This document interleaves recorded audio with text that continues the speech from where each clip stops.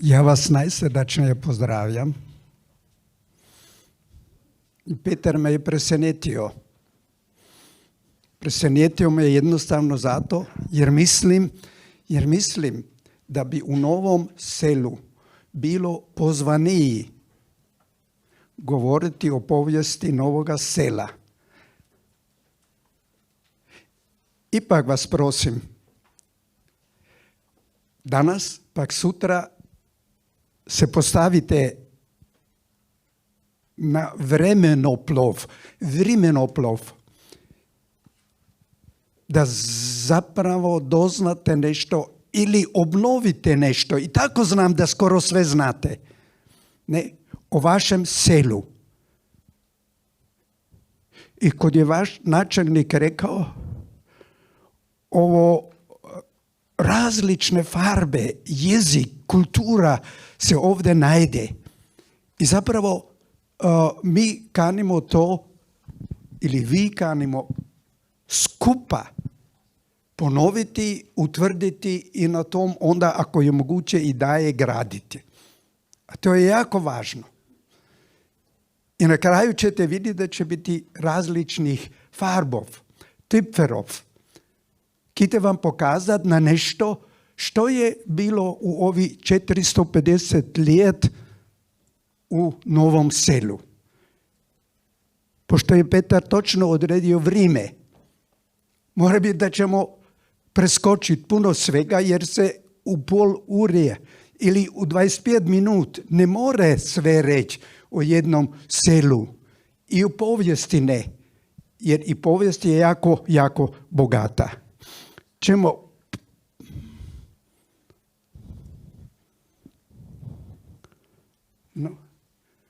začne ide.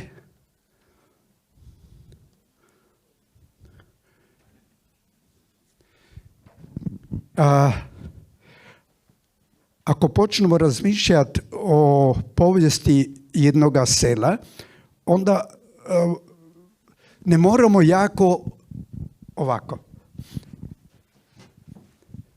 ne moramo jako premjestiti današnju situaciju na ondašnju.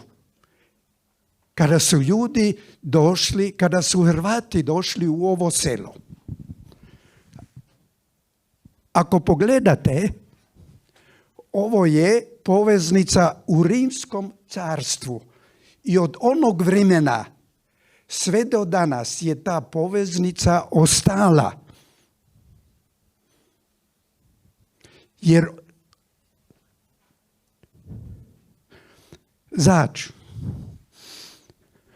ako si pogledate kartu, vidite Nežidersko jezero, onda vidite ove rijeke, Honšak, se to zove na Ugarskoj, a na drugoj strani imate Dunaj.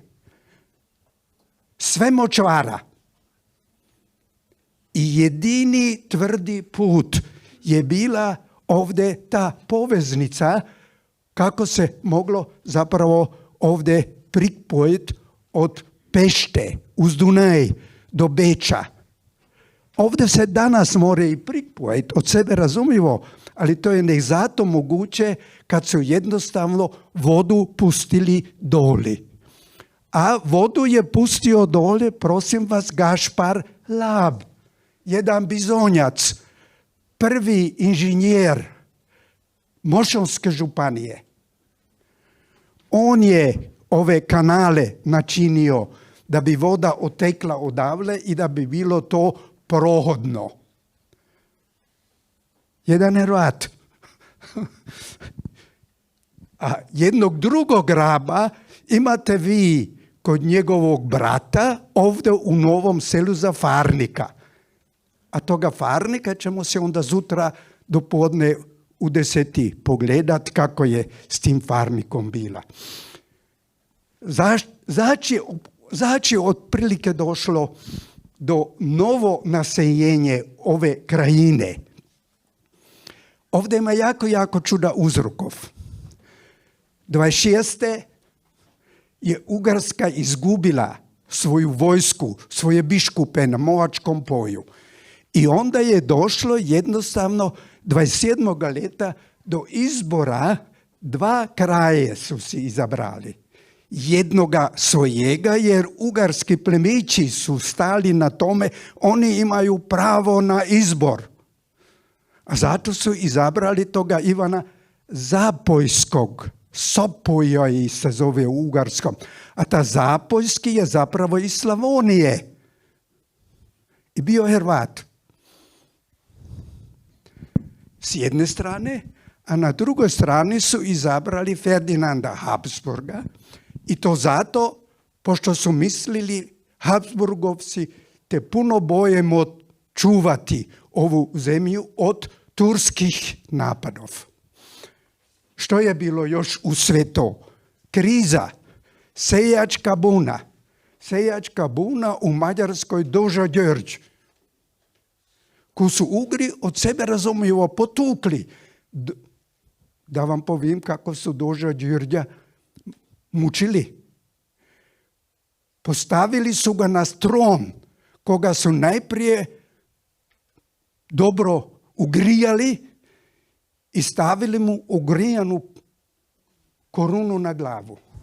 A isto tako je išlo i Mateji Gubcu. 1572.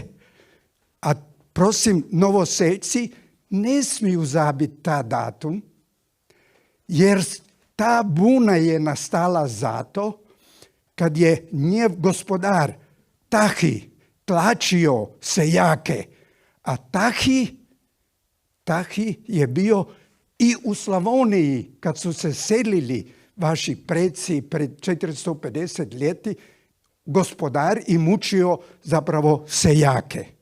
Kršćani. Da? Zvana toga su bile lepra, kuga, kolera, tifus.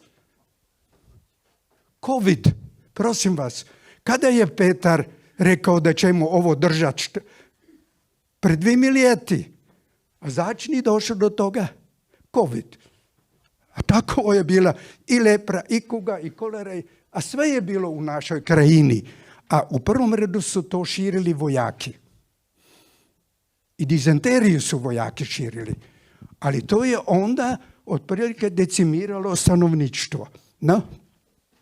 Pokrajinski boji u našoj krajini, južno gradišće, Güssingovci protiv Baumkirchnera.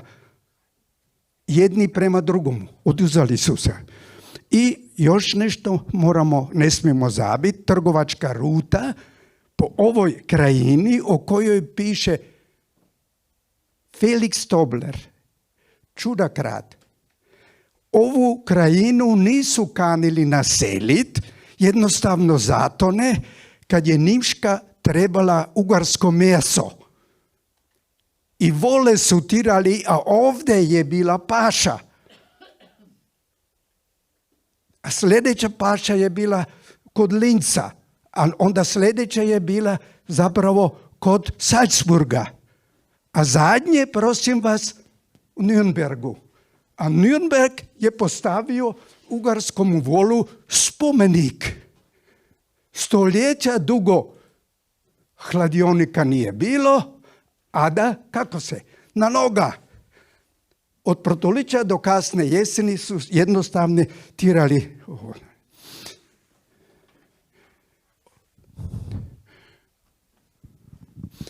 Od 1923. ljeta se Novo selo,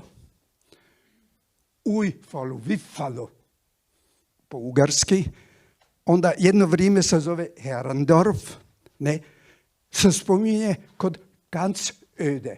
Nije naseljeno, nikoga ni u selu. Ne? I onda, prosim vas, 1527. dostane Leonard III. Harald, ki ima svoje sjedišće u Roravi, ovu zemlju. A onda iz ovog, on organizira zapravo preseljenje iz Slavonije. Iako govorimo da smo iz Hrvatske, istina je. Ali moramo reći ovako, a to potvrđuju hrvatski povjesničari, da su se najprije Hrvati selili unutar zemlje iz Hrvatske u Slavoniju. To je takozvana trojedna kraljevina. Hrvatska, Slavonija i Dalmacija. Ne? I onda oni se selu iz oni krajev ki su ugroženi u Slavoniju. Slavonija je još prilično mirna bila i zato su se preseljavali u Slavoniju. Ne? Ako pogledate, on je organizirao ili dao nalog malomu plemiću Johan Ivan de Zelina Szent Mikloš.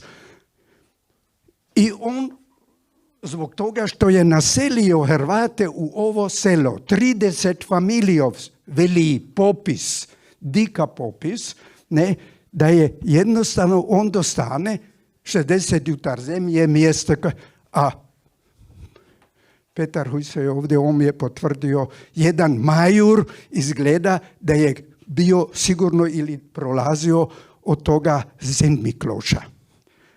Zato se moramo pitati onako, kada su se naselili Hrvati u selo? 1570. Ako imamo to zapisano 1570 i ako znamo kakve su bile prilike, a prilike su bile da su dostali oslobođenje naši ljudi 3, 4, 5, 7, u Južnom Gradišću 8 let, onda su se morali puno prije seliti, bar 4 let prije. A znamo zato da su da li se, moramo se pitati, onda imaju jednu svađu. Mi znamo iz jednog dokumenta da se svađaju sa Cundrofom zbog paše. Cundrof je pripadao Ugarskoj, Ovar, stari grad, i oni su tužili Leonarda Haraha jednostavno da su mu odorali nekoliko brazdov zemlje. Ali to nisu samo Novoseljci, i Trajštovci su. Isto tako i u Srednjem Gradišću su. Ne? Paša je bila onda jako, jako vridno nešto i zato su čuvali svoju pašu. I između Trajštova i Željezna je bila isto takova parnica, ne 3 brazde, 5 brazdov su nam jednostavno. A onda se moramo pitati, su se doselili 70. ili predtim? Logika bi nam rekla, a nimamo potvrđeno, da su se predtim doselili. Jer su dostali sloboščine 3 do 5 let, to bi značilo, ja bih rekao, 67. 66. tako nekako su se morali seliti ovdje. 73. ljeta tražu Novoseljci polakšanje od cara Maksimilijana. Da im je tlaka, da su im porcije, da su im dače, to sve puno. I zato da bi im cesar otpustio jednostavno to. Ne? Ali istoga ljeta, prosim vas, imamo jedno tajno pismo od istoga cara, jer su se potužili donjoaustrijski staleži, čuda Hrvatov imamo već ovdje. Hrvati su posjeli sva sela ovdje u okolici. Ne? I onda su se počeli bojati da će im nadmašiti. Ne? I zato je car izdao 73. ljeta tajno pismo. A to tajno pismo zato se nije znalo. To pismo se našli med 2 boji u Kisegu, u arhivu. A što ima tajno pismo? Ne dopustiti Hrvatom da se zdignu nad Nimce. To car veli donjoaustrijskim staležem. Ne dopustiti Hrvatom preuzeti javne službe u selu. Richter, načelnik, od noter i tako dalje. To ne dat Hrvatom. Da li su se držali toga, prosim vas, to ne moramo reći. Mi bi mogli sada govoriti asimilacija, pak ovo, pak ono. To bi nas zapravo jako daleko pejalo i onda bi u ponoći još isto ovdje sidili. Pokusio sam istražiti kako je to s tim Johanom Vihašićem von Zelina Szent Mikloš. Zelina je prvo sporedna rijeka Lonje, nedaleko od Siska. Da? Zelinu imamo kao faru od Novog Marofa, dakle to je sve nedaleko od Zagreba. A Szent Mikloš je selo u Slavoniji, zove se Mikleuš danas. A toto je bila tvrđava. Ako je toto bila tvrđava, onda mora biti da je Szent Mikloš kod te tvrđave imao posjeda i da je svoje ljude iz toga posjeda selio u novo selo. To je bez daljnjega moguće. Jer na vojnoj karti imamo onda ruine Zrini. A to je ta pokrajina bila zapravo kod toga Szent Mikloška. Imamo još i druge dokaze. Stjepan Krpan, kalendar Gradišće. Da su se u Mošansku županiju selili Hrvate iz Podzvizda i Vranograča. A to je Bihaćka okolica. Dakle, iz te okolice su mogli biti. Dika popis na kraju 16. stoljeća veli 30 familijov. Ovo je kritično vrijeme. Turski pohodi onda su zapravo ščistili ovu teritorij, to znači ili su poubijali ljudi ki su ovdje stanovali, ili su je zjeli sobom. Dakle, starce, stare muže su poubijali Turki. Mlade žene, mladu dicu su otpejali u Tursku ili na sajam. U Dubrovniku je bio sajam. Po cijeloj Turskoj su bili sajmi sve do 18. stoljeća, kada su prodavali ljude. One koje su ovdje polovili. Za drugi posjed pod Bečom 1683. kroničari velu 12.000 zarobljenikov su odveli. 12.000. A ako su išli ovom rutom koju sam vam pokazao, odakle su mogli zjeti te ljude 12.000? Samo iz ove krajine. Dakle, uvijek se moramo to tako nekako predstaviti. Zato je jako velika fluktuacija i kasnije je bila velika fluktuacija. Zašto? Jer vojska je morala prik Novog Sela, prik Pandorfa. Bočkaji, Betlehem, bande, Turki i tako dalje. O tom bi se puno već moglo reći. Moralo bi se reći. Ako velimo Bočkaji, to su bili protestanti. I ti protestanti su harali po našoj krajini sve do Sambotjela, sve do Borte, sve do Južnog Gradišća. Dakle, kako vidite, to se... Ovu kartu, prosim vas, da. Sisak. A od Siska, dakle, ovo je ta Lonjsko polje, Zelina i tako dalje. Dakle, iz ove krajina i Samardžija. Pisao sam Zdenki Samardžiji prošlog tjedna, ki mi je odgovorio, kako vidite, Vaška nedaleko istočne od Virovitice. U 16. stoljeću gospodar Tahi iz Zrinski. A zato je bila tote u karti napisana na vojnoj karti da je to utvrda Zrinskoga. Dakle, severozapadno, kako vidite. Bigunci, to je pitanje. I to nam se jako vidi. Čudak rad velimo, bigunci su bili. Istina je, bilo je biguncev.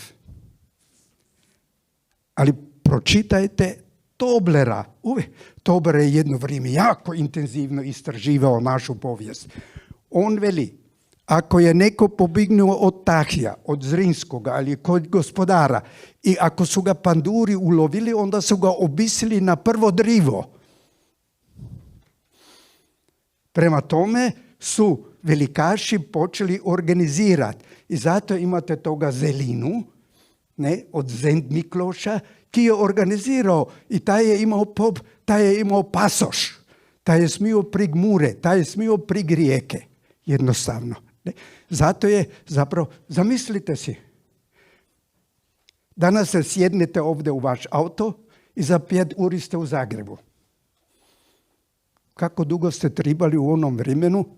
Meni je kolega Petrić iz Koprivnice pokazao ono mjesto kada su se u Koprivnici sakupljali naši preci, na kom trgu, i da je grof ili gospodar odredio 30 kol, morate volovski kol postaviti ovdje, da je odvezijete na sjever. A prosim vas, kako daleko morate u jednom danu zvoli pojeti? 20 kilometara? Već sigurno ne. I onda si morate izračunati rutu. A od Bačanja imamo jednu potvrdu kada je svojim podložnikom rekao moraš izgraditi most da budu mogli prig mure, da pošteno dojdu tamo. Prosim. Pri kraju sam od sebe razumljivo. Od sebe razumljivo. Da, kako vidite, ti pohodi, to je zapravo historija iz onog vremena. Kako su Turki napredovali, prosim vas, tako se porinula granica. Dakle, kako, ovo je važno. Granica se porine od Une na Kupu i zapravo ovo, kako vidite, to je ova krajina odavle, pa dovle, porini se granica i zapravo to ovdje nastane Turska, a ovdje je ostao još u Hrvatskoj. Jedno za drugim. Ovo je sada još interesantno, a onda ću Petar završiti, dobro?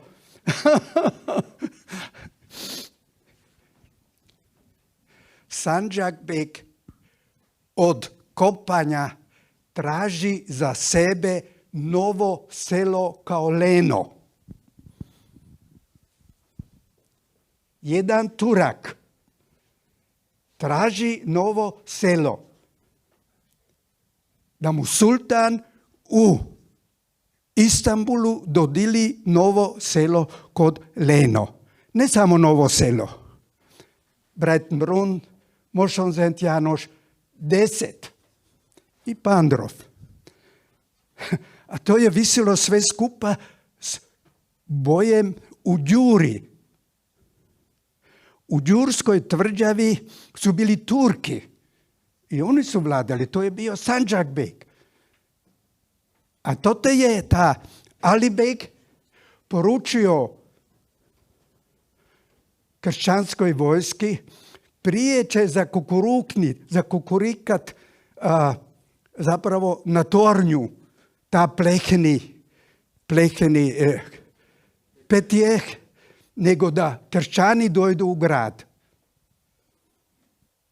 Onda su se legli spat, a kršćani su se uvlikli zapravo u grad i stjerali Turke. A tim je počela onda protivofenziva, a ta protivofenziva je onda dopejala do toga da se Ugarska oslobodila, da se to oslobodila. Naša sela, odakle, da, kako vidite, pošto se ne more točno odrediti odakle su naši Hrvati ili vaši Hrvati, zato se uvijek služimo drugačijom metodom, a to je jezik. Ne? Dakle, Čakavci su bili i ovdje, danas i ni, danas je nek ovdje Čakavski. Štokavci su bili ovdje, danas i skoro već ni, i tako daje. Dakle, mi moramo puno svega toga indirektno. Da će porcije koje su morali sami plaćati, zapravo mogli bi širiti, jer ima puno svega za 16. stoljeće što bi se moralo reći. Daće, jedna daća bi ipak spomenuo Petar, istaknuo, a to je Dugi Fur. Novoselci su se tužili cesaru da moraju na Dugi Fur. A Dugi Fur je bio da su 2, 3, 5, 10 dan bili tijeg su od Haraha vozili u Linz, u Nimšku i Bog zna kamo na sajme. I zato su morali na dug, a to je bio velika obaveza, velika dača. Ne. Hvala vam lipo na strpljenju da ste me poslušali ovako daleko.